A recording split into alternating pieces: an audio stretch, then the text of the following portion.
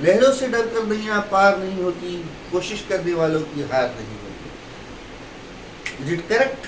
Yes, you have to. If you are trying for NIT, start preparation right now.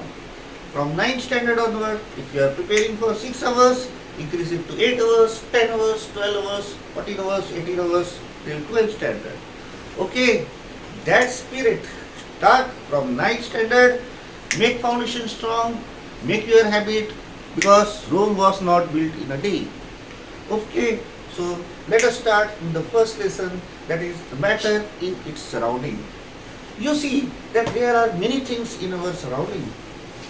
If I tell you to write, you will make a big list. Of course, it is there. But what makes it? It is the thing inside it makes it. It is the material inside it makes it. For example, if chair is there, wood inside it makes it. That material which makes it, it is known as matter. Scientists call them as matter.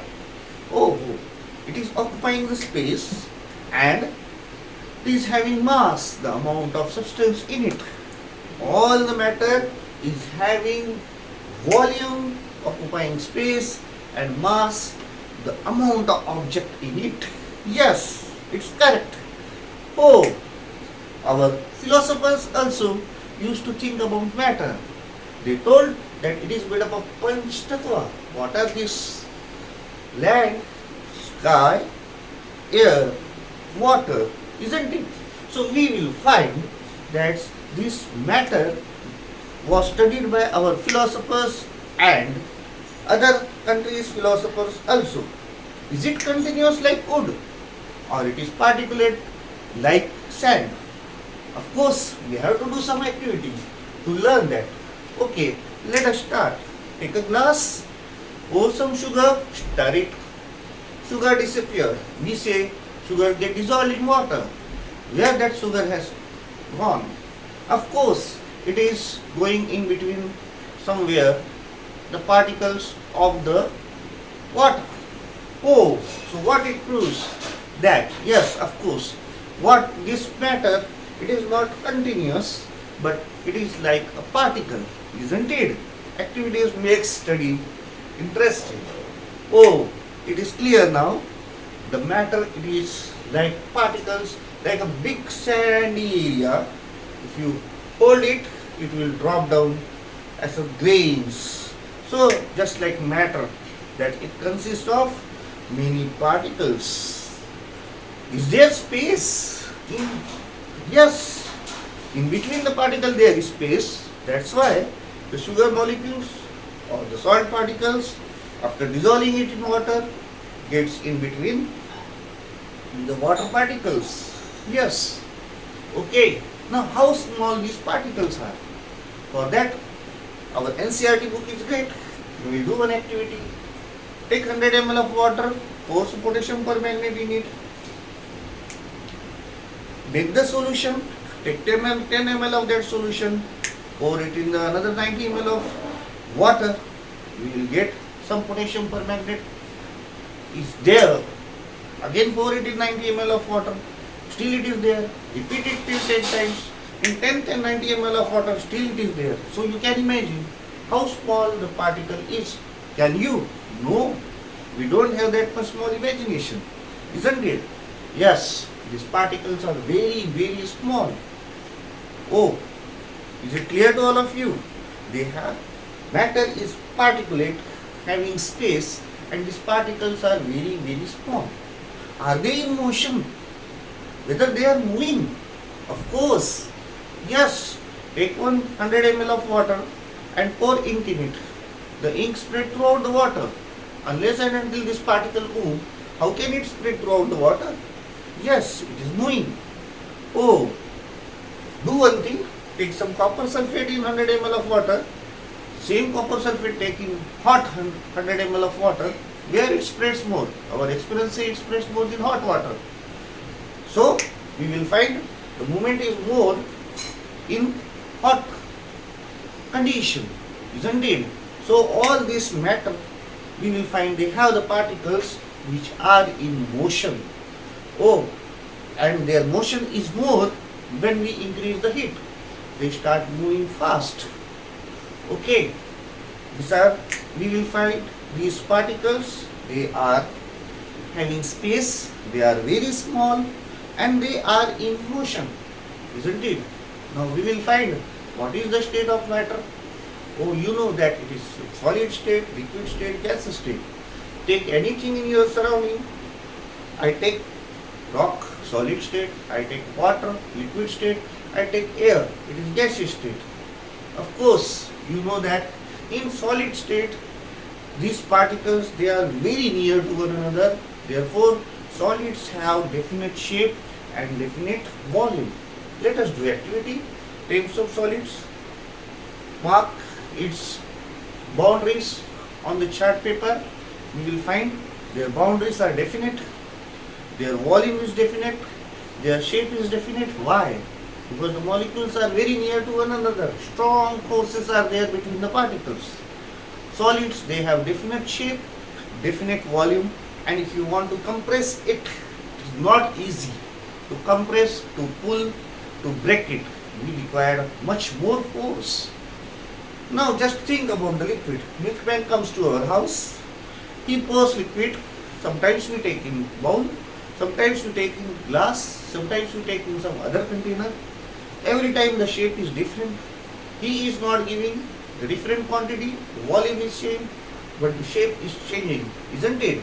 And he is pouring very easily. The liquid flows very easily and it changes shape, it doesn't change its volume. Why? Because in this you will find the molecules, they are little bit away from each other as compared to solid, and therefore they can flow and they take the shape of the container. Now, what about the gases? Gases we will find, the particle, they are far off each other and there are no forces of attraction between them. They are free to move, isn't it? That's why if you will find in gases, they are taking up whatever space available to them. Stick one insect, light it in the corner of the room, you will find the fragrance will be throughout 2 or 3 rooms. How? Because the particles of that spreads throughout whatever space available to them. Leakage in the cylinder, you know, in the third room. Why? Because gas takes whatever space available to them. The particles are free to move, isn't it? So gases, they don't have definite shape, definite volume. Now here we have seen whether it may be the example of stirring the sugar and making the sugar solution with water and sugar, whether it may be salt solution. We will find that one matter is mixing into the another. That is known as diffusion, and it is very important. It should happen in the nature. Now just think whether aquatic life can live without oxygen inside the water, whether plants can make food without carbon dioxide inside the water. No. Yes, that's why we will find some gases, they are dissolving in water, matter dissolves or get mixed with some other matter, that is known as diffusion. Of course, we will find that matter can change from one state to another. Solid can change into liquid and liquid can change into gases. Solid can change into liquid. How it changes into liquid? You know that the molecules in the solid are very near to one another. When you heat it, the molecules, they break their forces, they move away from each other, they melt, it converts into liquid. The process is known as melting. For example, when we are keeping the ice in the refrigerator, we will find water in the refrigerator changes into ice. When you take out this ice outside, it melts. Why? Because the room temperature, the molecules, they take in, they move away from each other. Of course, we will find if you heat the liquid, liquid will change into gas.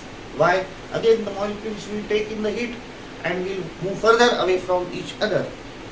Okay, so we will find that is evaporation. And the reverse also happens when we cool the water vapor. We will find liquid it is formed because the molecule they come near one another on cooling by losing the energy, and that is known as condensation. And when we are cooling liquid, it changes into solid. For example, if you are keeping the water in the refrigerator, it changes into solid ice by losing the energy, isn't it? So we will find this is there due to changes in the position of the molecule. That I will show you by a diagram. Suppose this is the solid. The molecules are very near one another.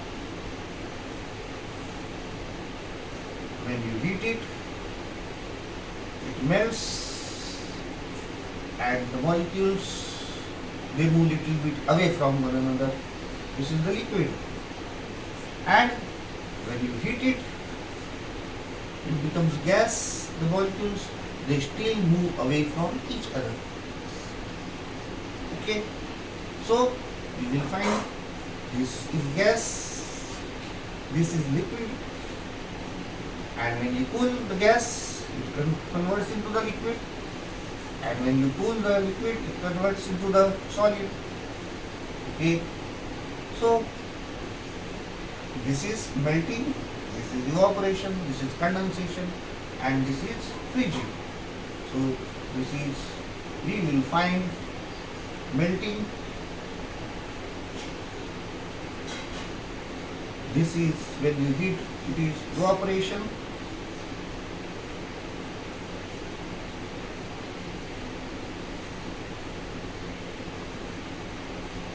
When you cool, it is called condensation. And when we cool it, we will find it is freezing. Okay, it's clear. Thank you. Have a nice day.